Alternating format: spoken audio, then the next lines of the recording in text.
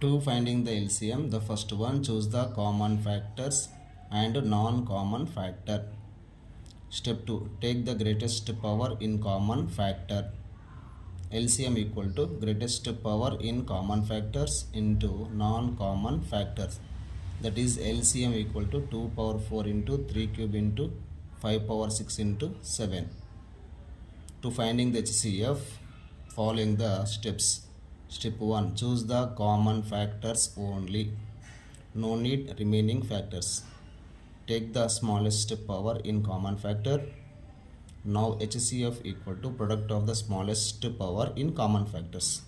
That is HCF equal to 2 square into 3 square into 5 power 4.